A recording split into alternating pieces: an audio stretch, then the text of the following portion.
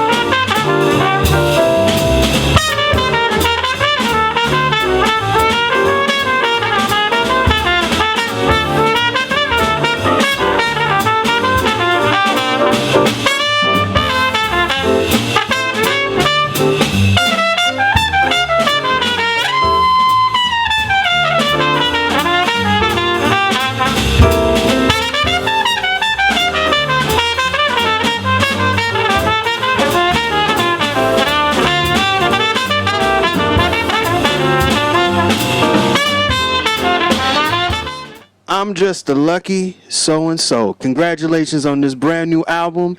You know, I gotta ask you a question, Houston. You've been around for a minute, and you know a lot of songs. How did you come up with all of these songs for this brand new album? Well, I do know a lot of songs, and I try to all of them. I like all of them, so I've tried over the span of my career to try to keep those songs out there. I like playing other people's music too, so You're not confined to the American Songbook. I mean, you've got a lot of good songs on. You got "Song for a Rainbow," "Day by Day," "Who Can I Turn To." These are songs that were made by great vocalists, but also interpreted in the jazz world also. oh yeah. So I don't think there's anything such as a bad song. So I like them all. So I find different situations to play them in. Houston, what makes the perfect song? Great melody and great lyrics. That's it.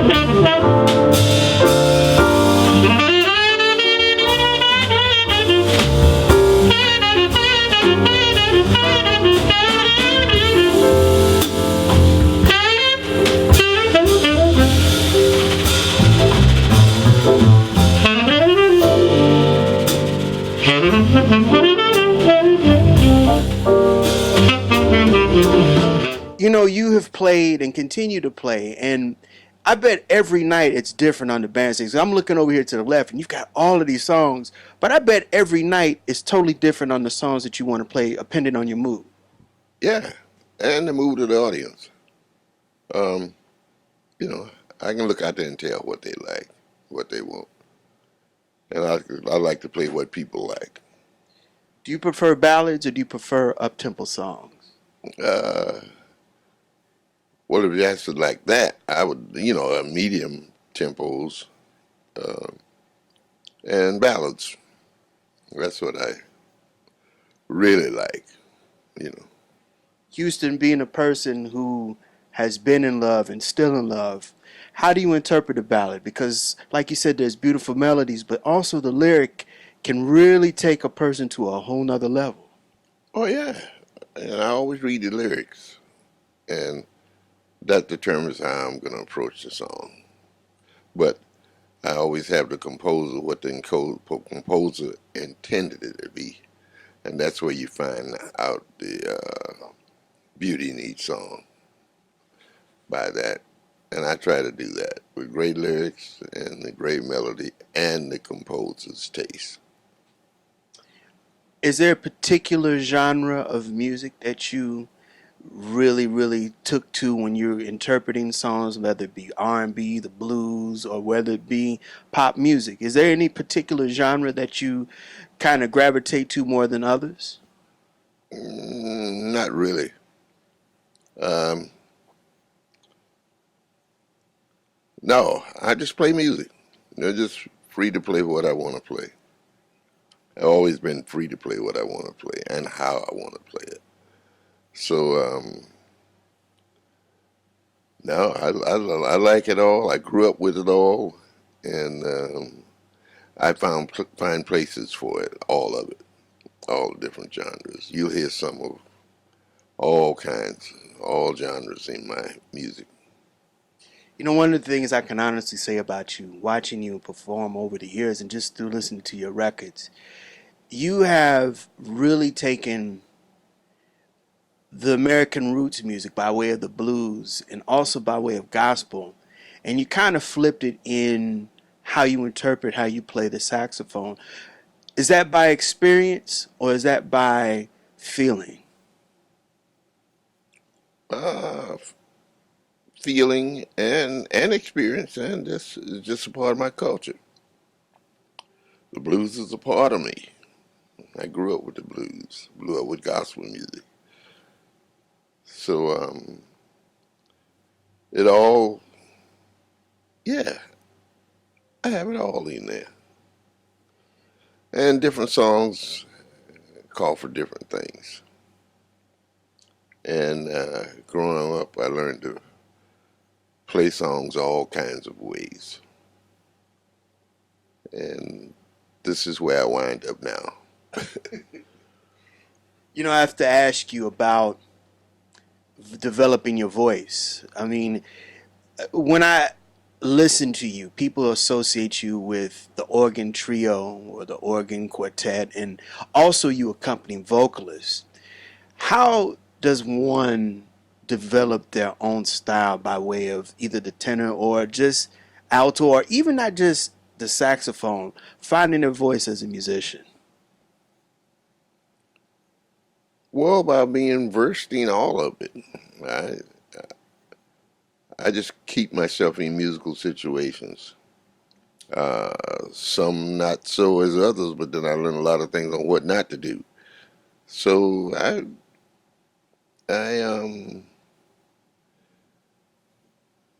that's how I found my voice. I would just put myself in all kinds of situations, and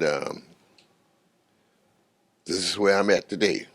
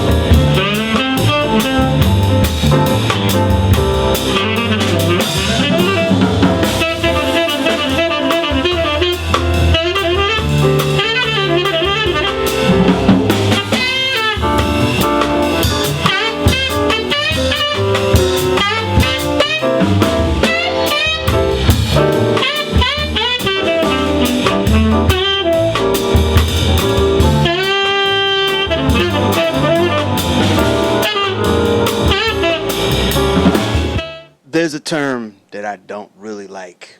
There's a thing called soul jazz, and you are part of one of the innovators of the change of jazz in the mid 60s. Well, I would say the 60s.